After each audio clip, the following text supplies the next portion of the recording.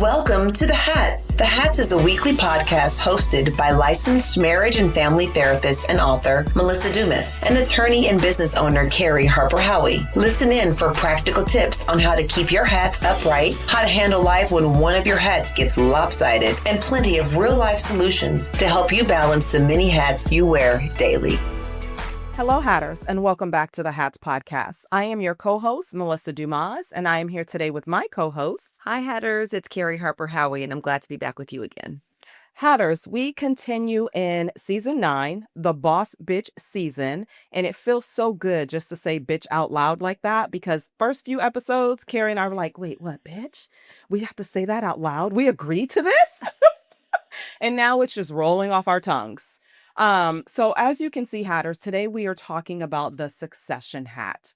And Kerri and I both agreed that we could not have a season talking about leveling up, talking about being a boss babe, being a boss bitch, without also talking about the appropriate conversation about what does succession look like as a leader, as an entrepreneur, as a business owner. And Kerri thought it'd be today be a great day to have this conversation. And I said, well, Kerri, I think this is more of your topic than mine. How do I talk about this as a solopreneur, as, a woman in private practice? And she's like, I think you have a lot of great things to say. And I appreciate that, friend. However, today I will be doing more interviewing of Kerri, but I will be chiming in and sharing some of my wisdom and knowledge as well. But Kerri, I think that before I dive into these questions I have for you today, we should first just talk about what is the succession hat? I don't want to assume that all of our listeners know what that means. So what is the succession hat, or what is succession? Succession, well, first of all, not the TV show. So we're not talking about Succession, the TV show, which was fabulous. I am referring my dear friend Mel to watch it, even though she doesn't love TV as much as I do. But that's not what we're talking about. But if you have watched that show, then you know generally Succession really is about figuring out who are going to be the next leaders or who will be the next leader in your organization. And that happens at multiple different levels. And we'll kind of talk about the difference between succession planning for the different levels. But it's really about being prepared for the future.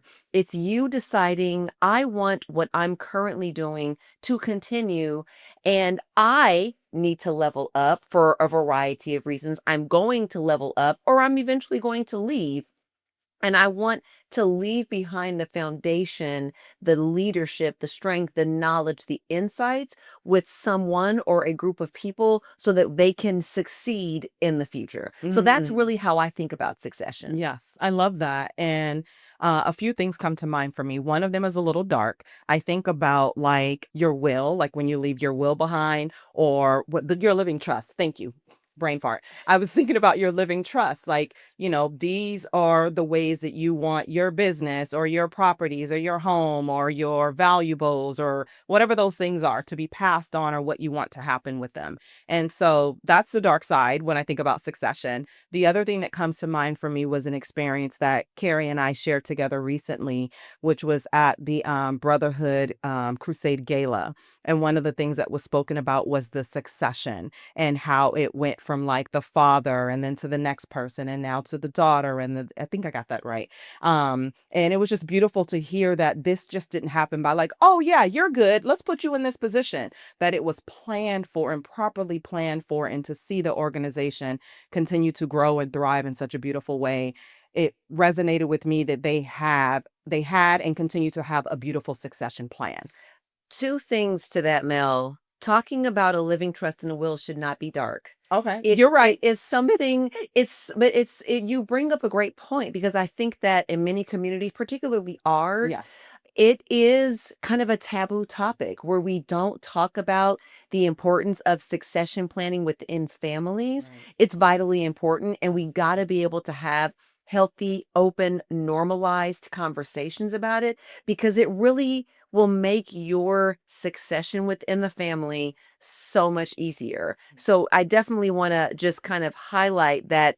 Don't be afraid. you can be afraid, but still have those Yes. conversations and try to have them as openly and with as much light as you possibly can, because it really is benefiting everyone. And it kind of also sometimes will bring a sense of peace to the person who is planning what's going to happen when they're gone, because then that they know, one, they've owned the process and they've been able to decide, because so often later in life you don't have the ability to decide. So the earlier you do it, the better. And then it also gives clarity for those around you. So you minimize hopefully the fights and the feuding, and you can just kind of focus on being a family. So Right. Absolutely. No, I agree with that. And I think you also minimize the anxiety because you have that person's wishes and you're honoring that. And there's no, well, I think they would have wanted, well, maybe about this. And yes, absolutely agree. yeah. Yeah. So let's dive right into the succession hat. So, Carrie, tell me, when should someone start planning for succession? So I will say it's a great question. There, of course, is no magic answer to this, but I kind of have two examples, one in our family and one within our business. And within our family, my mom actually started succession planning for her business relatively early. So, in the franchise system, at least in the McDonald's franchise system, there's a pretty, known path for how you are going to get your business from one generation to the next. But there are no guarantees. There's no specific path. So it's a known path, but it's not a specific path. And so you really do have to chart your own path within your family. And so by my mom allowing Nicole to come and work with her and to get the training that she needed, that was her way of succession planning long, long before she was even remotely close to retiring. Mm. So, and literally, my sister started working with my mom in 2003. Mom didn't retire until 2019. So it was 16 years. So I say that to say it's never really too early to start. You can really start thinking about, do I even want this to go to the next generation? Do I want to sell to somebody else? But you you you will I think you will know whether or not in your family. So I think about it now. So I mean, Caleb is 13 years old, almost 14. It's impossible for me to even wrap my mind around him driving, let alone taking over these businesses. But I would be lying to say if I didn't think about it. If I'm not asking him, do you think you might want to do this? Do you think you might even want to be your own business owner? Do you want to be part of a corporation? Like, I'm already trying to start having those conversations, because succession is not an event. Right. Very true. Succession is a plan. It happens over time. It is gradual. And so you really just want to be thinking about it in just, when does it start to naturally come up for you? Is it when your child is born? Is it when you experience a particularly difficult health challenge? Is it when your business is really ready to grow and you have grown, but you're not exactly sure how, what that's going to look like in 10 to 15 years? So it's going to be a little bit different, but there's often kind of key triggering events. And for our family business, it was when my sister decided to come in. Um, and then, for your business or for your family or whatever the case may be, and sometimes it is family business, sometimes it's not family business. Then you'll need to be, and I'll stop right there to say, if it's not a family business, there's a good chance that within your organization, your company, there may be a specific timeline. Mhm. So it might be that every year for your performance review, you're asked who can take over your job. So it may very well be something that is more specific and more regimented, or it might be a little bit more loosey-goosey in the instance of either a family business or a solopreneur business, etc. So you kind of want to start thinking about it when the time seems right. Now, I'll add to that, even within our own family business, we have several key employees, right? So with those key employees, we had someone who had worked in our family business for 25 years, and he told us he was retiring.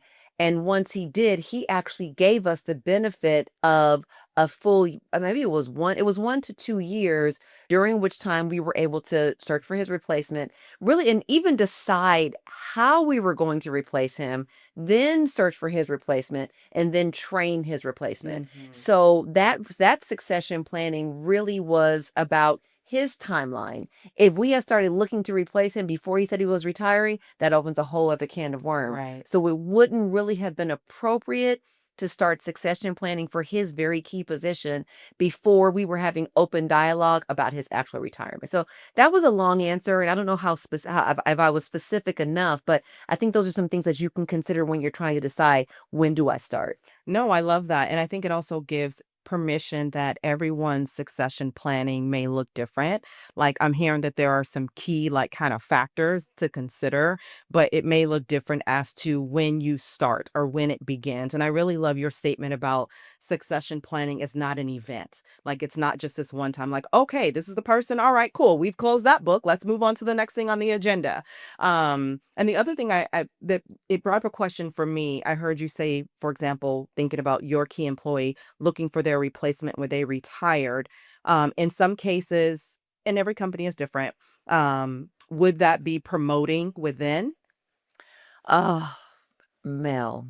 So the reason why I have such a deep pause there is because Nicole and I, when we were in this position, it was such a weighted question. Mm. It really was because it's the highest ranking position in operations. Ah, And so do you have someone who is ready to take that big step up? Literally at the time it was going from overseeing 3 restaurants to overseeing our organization of 18 restaurants wow. at the time.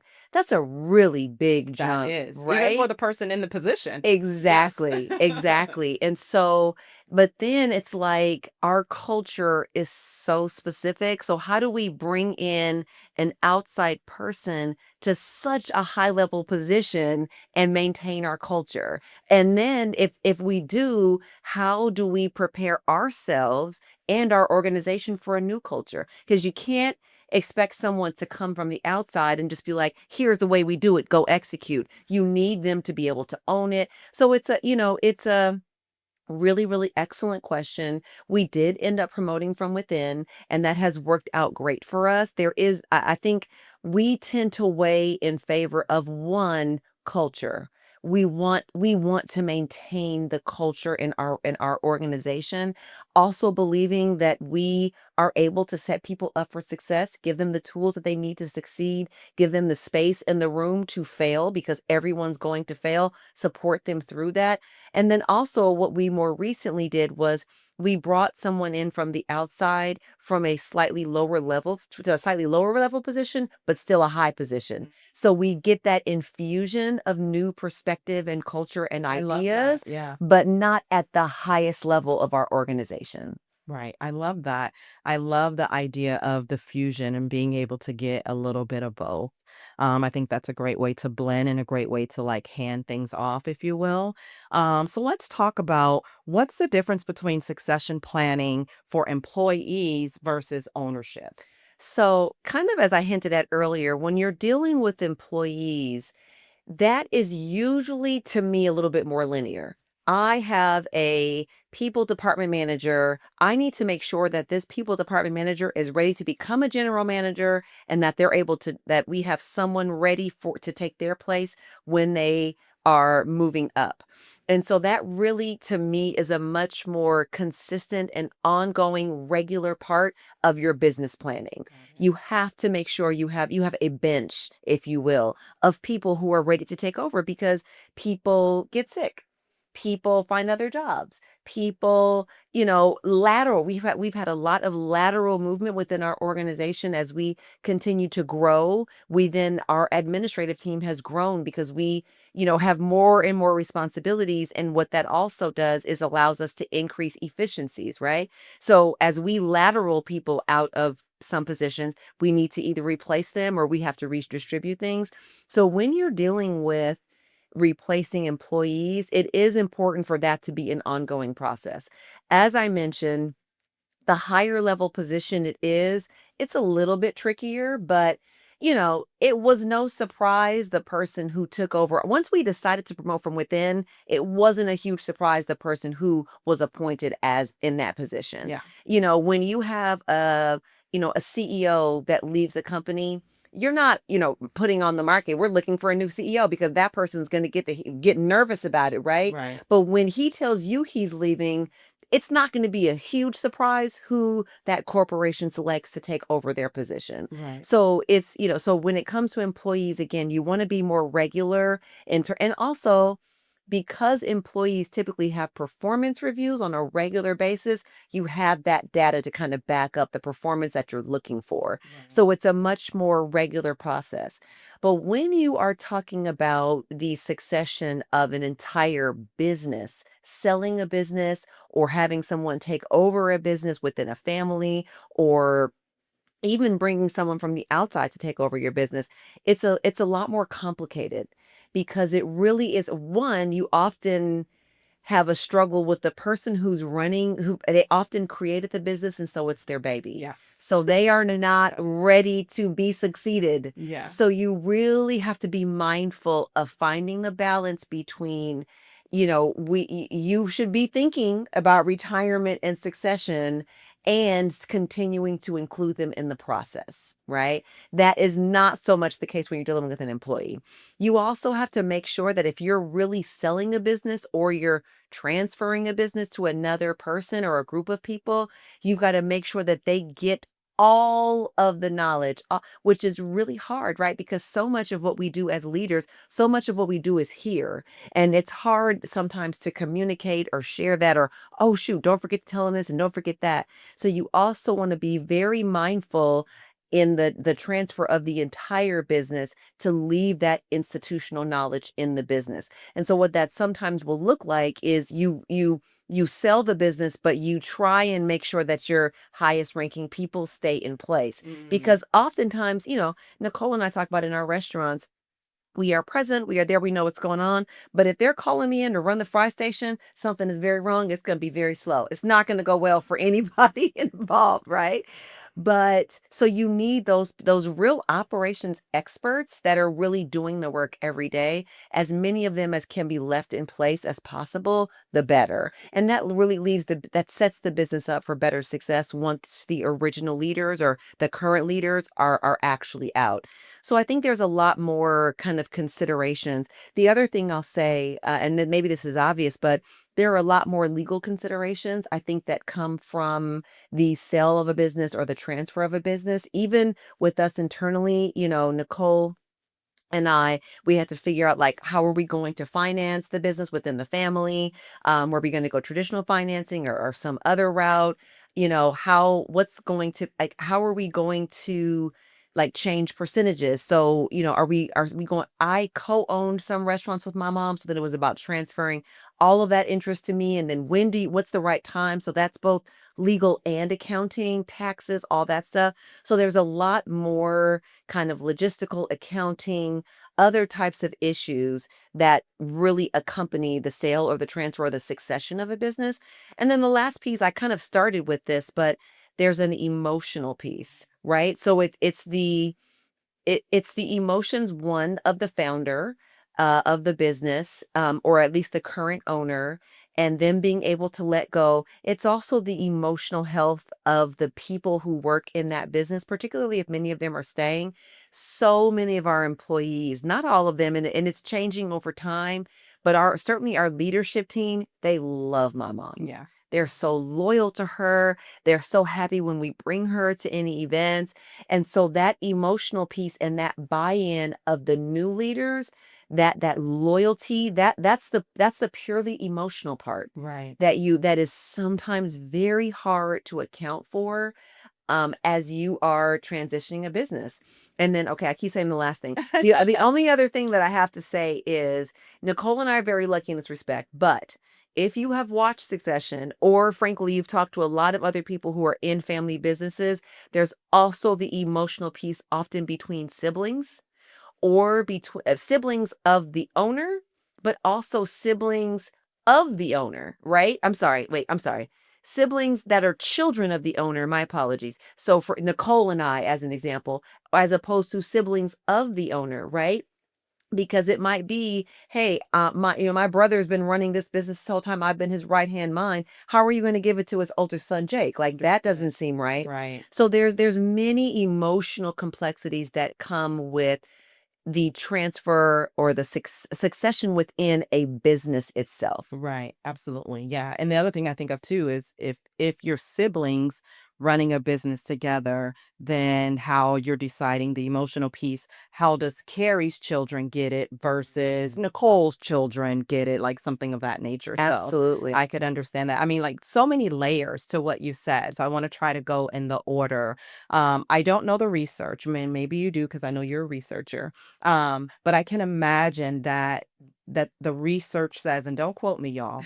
I can imagine, I am imagining that the research says that the succession rate is more successful when you can have that harmonious blend of handover from the previous person where they get a chance to sit with like, hey, this is the work that I did. And I'll give you an example. For example, as you know, I'm a therapist in private practice. And when I get an opportunity, when I worked in nonprofit sectors to speak to the previous therapist before I received their caseload about those clients that they were working with, that's really helpful. It's helpful for me and it's helpful for the client so that the client gets continuity of care, so that I get a feel of the work that the therapist was doing prior to me coming in. So that comes up for me. The other thing that comes up for me with what you said about keeping certain key employees in place reminds me of this idea of, for example, building a home or remodeling a home. There's some walls when you're remodeling a home that you cannot tear down. You will tear down the whole house. And you have to clearly be working with the right contractor to tell you, like, no, no, no, that's a whatever the name of the wall is. Load bearing. Yes, a low bearing wall. We cannot move it. Of course, Carrie knows that. That's a low bearing wall. We cannot move that. And so I think about that in the case of like, if a business is sold or with the succession plan, like, hey, here's some key employees, and it's going to do the business justice to keep these people in place. And the other thing about like promoting within, I can also imagine that that is a morale booster for the team as well. They can see like, oh, there's opportunity here Yes. for me. Like, I want to stay or I want to be loyal. Or if that person got opportunity, that means there's opportunity here for me. And that overall is just a boost, even though that things are changing, that they're still good, that can come with that change. That is so important, Mel, for people to be able to see opportunity in their future. You're absolutely right. And that is a reason why we try always to promote from within. And frankly, like I said, bringing this new person in at a high but not the highest level is the first time that I think we've done that in probably about 30 years. We brought that last high-ranking employee in from the outside, nobody else. So we value that. I think our people value that, and it really creates a future for people. So I think you are absolutely right about that. Okay, awesome. Well, let's move on to our next question. What are some of the key considerations for succession planning? I think that you've sprinkled in some things in regards to this question. Is there anything else that you would add as far as the key considerations? I think you want to make sure one of the things that I think is an interesting example that I got from one of the families I interviewed for my book was when the son was ready to take over for the father, the son assumed the office of the father and the father took a different office. And so I mean, that's kind of like the epitome of achieving some of the mental shift, some of the logistical shift, some of the just kind of the physical shift of the people in the business, because people were so used to going to that office to get an answer from the head of the company. So they were still going there even though it had been decided that the son would take over the business. And so I think that sometimes those symbolic considerations are very, very important. And what the father and son, I interviewed them together, they were like, that was really the moment when it clicked for the entire company. That was a really big shift for us. So you also want to be aware of these symbolic things that you can do to make sure, and to also make sure that when you're going through your selection process, whether it's for an employee that is assuming a new position, or you're considering a buyer for your business, or you're considering a family member that will take over your business, you really want to make sure that the person is choosing this succession plan and not being forced into it. because what you don't want to do is have a daughter who wants to be an actress, but you're like, no, you got to come take over this business, this, hauling business. And she's like, that don't have nothing to do with acting. I want you to support me in my acting career. And you're like, but what am I going to do with this business? And she's like, I don't know. But, parents, we are in positions of influence with our children and, oftentimes have positions of not only influence but power and finances and things of those nature. And then also an employee. It may not be a bad thing that your employee is like, I don't want to go to the next level. I'm really happy being an expert at this level. And if you push that person into a role that they don't feel that they either want to take on, they don't feel ready for, then you're going to put yourself and that individual in a really, really difficult bind that you're going to have, then you're just going to have to unwind after whatever damage has been done. Absolutely. So I would say those are two additional considerations. Really think about how you can symbolically close the loop when the succession has been completed, and make sure at the beginning of the process or during the process that the person who is going to be in the new role or who's going to be doing the succeeding this is actually what they want to do. And I'll say in my case, I did not join the business until 2013, which for me, I had been a lawyer for 11 years. I was loving being a lawyer, was the only thing I ever really wanted to do. And if my mom had come to me and been like, you have to leave your legal practice and come run these McDonald's, I would have been very, very unhappy about it.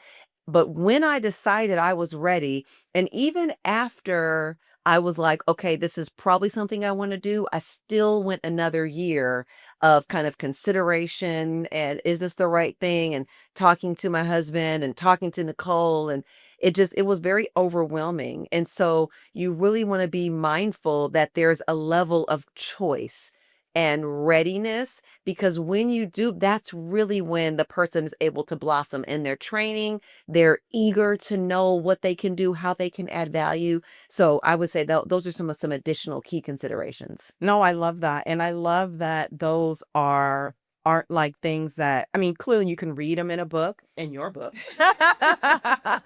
But you know that there are things that are coming from your experience. There are things that coming from your experience, interviewing other families, and it's not necessarily like textbook information, if you will, like not something that you're necessarily going to hear in a course unless it's a course with someone who's had the experience. Because what I'm hearing in it is, yes, it's practical, but it's also heartfelt. Mm. It's the heart piece. And sometimes that gets lost in communication in corporations and legalities and, trying to move from point A to point B, that we do forget about the human piece and the human side. And that's such a big consideration. And I can imagine choosing someone for succession that they're not ready for, they're not interested in, could be just as bad, if not worse, as like a bad hire. Yeah. Like having to onboard somebody, finding out it was not a good hire, and now having to start all over again. And we know that onboarding can be expensive. So the idea of that happening within the succession of a business or a company or a brand, like that's huge. That could be the impact of losing the entire company or the entire brand if that person is coming to succession and they don't really want to do it, or they're doing it begrudgingly. So the heart piece is really important, is what I heard. And I really loved, and if any of you know Kerri personally, professionally, of course she took her time. Of course, even once she knew, she gave herself another year to really know. But I think that those are beautiful words of wisdom for anyone who's listening, who may be in a position for succession, or considering succession as like a journey for themselves, whether in their family business or their current employer, to absolutely give yourself time, because that is a big step. It is a big commitment to be able to say yes. And Kerri is right. We do feel differently when it is a yes that we want versus a yes out of obligation. Just like that flow is very, very different. It's a very different thing. And I know you can speak to the power of resentment Yes. and how it can build and how it can fester. And it literally leads to, and you actually also mentioned the business side of it. Onboarding people and training people is one of the highest costs of any business. So you're right, there's so much value to introducing choice and time and consideration into this process when you can. Absolutely. And as you talk about like the resentment, it's taking me to something that Carrie and I are learning in church or speaking about a lot in church is grievances. And like, that person having grievances. And if you've been in a relationship with anybody, whether a friend, a partner, an employer, and you have grievances that are unspoken, what that does for you, what that does for the relationship, what that does for the way that you show up. It is just unspoken, but it's just still in there and eating at you. Mhm. So that is a very important factor. So I do have one last question for you, Carrie. Who should be involved in the succession planning? We've been talking about the what, we've been talking about the timing, we've been talking about some of the key factors, we've been talking about the heart, the grievances or grieving. Who should be involved? Earlier you did mention like, the accountant and like the legalities of it all, but who else is at this conversation, not event, but at this journey of succession? Yeah. So, a couple of things. If we're talking about employees within the business, you definitely want to make sure that you get key insights from that person's direct supervisor. And sometimes within our organization, we just did at the beginning of the year, we did a huge switch. So different supervisors are working with different general managers. And so you also want to think about getting insight and feedback from the person's previous boss, not so that you can find out like gossiping, okay, what do I need to be looking out for? Because I'm worried, but really to get a sense of what are these person's strengths? What can this person bring to, my patch of restaurants and my area of authority? What can I learn about this person? And what areas do they need a little bit more support? Everybody has strengths and everybody has opportunities. So you do, if you have the ability, want to talk to before someone's taking the next role, you want to talk to their current boss. You want to talk to, if it's relevant, I mean, if it's been 5 years with the same boss, probably you don't need to talk to the old boss. But if you're many organizations have lots of change and lots of transfers and lots of mobility. So if it does make sense from a time perspective, you might want to consider talking to their previous boss. Um, if you are and if you are the person who is being considered for succession, you want to talk, if you can, to the person that's currently in the position so you can understand what it is that they do every day. So you can really get some insights. Is this something again that I actually want to do, that I feel like I can do? And I don't say that because I want people to be, deterred like, "Oh shoot, that is way too much. I am not capable." But to really enter that conversation like, I can learn and grow into any position. I just want to understand what I'm learning and growing into. So I would really encourage kind of that two-sided analysis, both of the person that's being considered for the succession and the people who are making the decision about who will succeed. If you're talking about succession from, within an entire business, or so you're selling a business or a family member is taking over a business, you want to make sure that you have the key decision makers in the room. You don't want to, I mean, now, right, if you're watching Succession, right, there might be a coup. There might be some alliances in the back room and whatever else, Right. right? So, I mean, if you want to go that route, fine. But if you want to have a peaceful path, you really want to make a consistent habit of getting all the decision makers in the same room as often as possible. Don't let succession be secretive. You want it to be out in the open. Again, something that you can talk to because it ultimately benefits everyone to have a good succession process. So, one, key decision makers. You got to make sure everybody is on board. Number two, for sure, you need a lawyer because if you're selling a business or someone is taking over, there are many legalities that need to be thought about.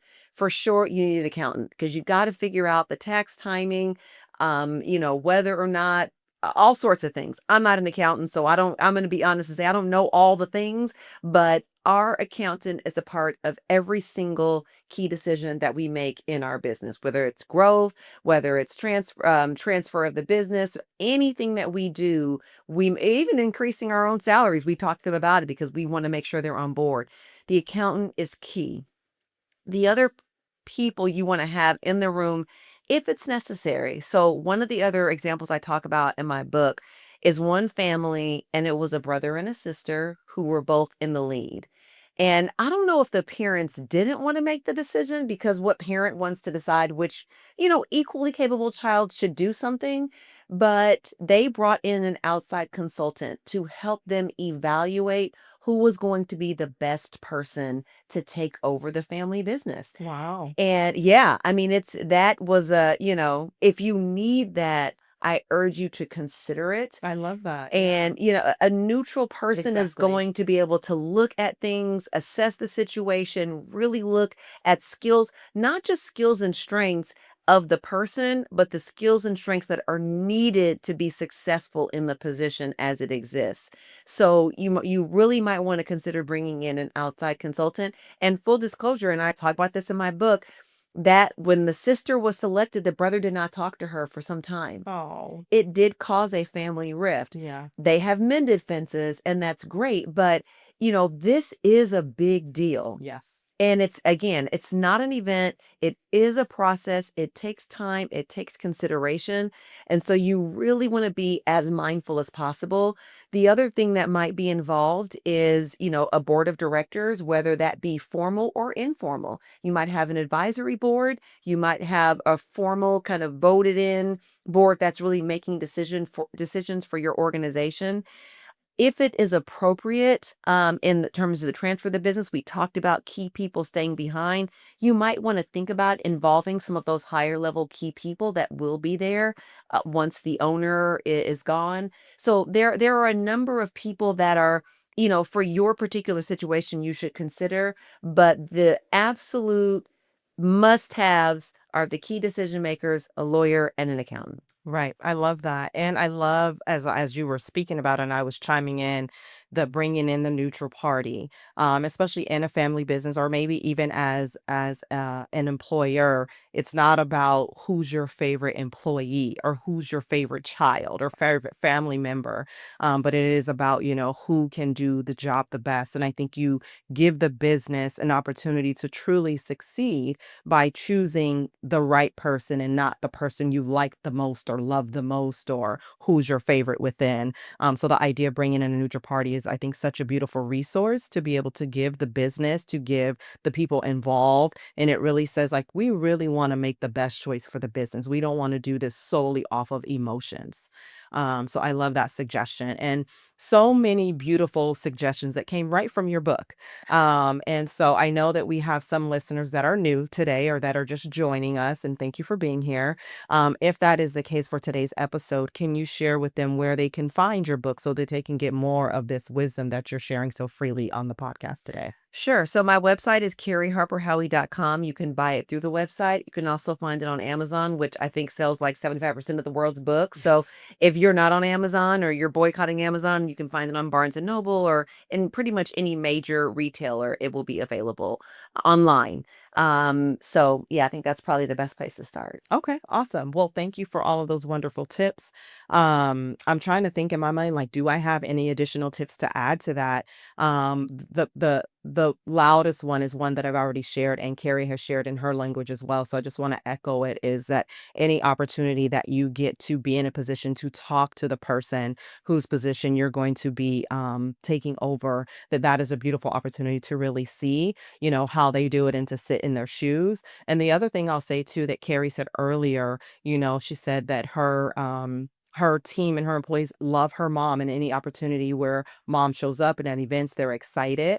And so while Carrie and her sister Nicole have, yes, been raised by their mother, and so yes, they have some of the traits of their mother and some of those like values, but the reality too is that we could get the blueprint about how to do this role and how to do the position, but where you succeed too is bringing your own sauce. Just the same as if I give Carrie a recipe today that my family loves and she makes it, it's going to be amazing because Carrie knows how to cook, but it's also going to be slightly different because Carrie's bringing her own secret sauce, her own energy, her own love into that recipe. And so that is the same when it comes to succession. That, like, yes, take those words of wisdom and live according to like the value of the company, the mission statement of the company. We actually absolutely want to honor that, but know that you have not been put into this position to succeed or as a successor because they're expecting you to be a robot or to be like a copy of the person that was there before, but that they saw leadership in you and they want you to add your secret sauce to that position too. That's so true. So often in the processes that we've gone through in terms of replacing some of our key employees, they're like, I have big shoes to fill. And we're like, yes, but maybe you'll fill them with a stiletto heel. Maybe you'll come in with the boot. It doesn't have to be that person's same tennis shoe or whatever the case may be. Absolutely. The only way, and I think Mel would agree with this, the only way for you to be truly successful is for you to be your authentic self. Boom. That's it. That's it. So you've got to bring your whole self to work and, obviously, yeah, comply with the values, do the actual work that's required, but do it in your way, in your style. And that's, I think, how you'll achieve the most success. Absolutely. I would agree. I don't have any additional tips. Is there anything else that you would like to let our listeners know today, I think Carrie? that's it for me. I'm happy that I was able to share on this topic. I love that people are always so surprised that one, Nicole and I are sisters, and two, we're able to be in business together. But also, you asked about some stats earlier. Sorry, I will just mention this. So I don't know the stats about transferring businesses when the succession process is what I would say as done as well as I think I've described today. But what I do know is that the further down you get into generations, the success of succession goes down. So going from generation one to generation two, it's somewhere in the ballpark of about 50%, which is still pretty bad. And then to go from second generation to third is like 30%. And so you do find that over time, it becomes a more challenging process. So, hopefully these tips will be helpful to you as you are trying to navigate this space of succession, because you cannot be the boss bitch that you are unless you are prepared to have someone take your job on your way up. Boom. Legacy, legacy, legacy. And with that, Hatters, it is my privilege to close out this episode on succession. Thank you, Mel, for your wonderful questions and for your time today. Hatters, as always, we want to say thank you so much for listening, and we tip our hats to you. The information in this podcast is provided for general informational purposes only and should not be construed as legal, medical, or therapeutic advice. Listening to this podcast does not take the place of developing an individual relationship with a therapist or attorney. If you need help for mental health or legal issues, we strongly encourage you to find a professional in your area who can help meet your individual needs.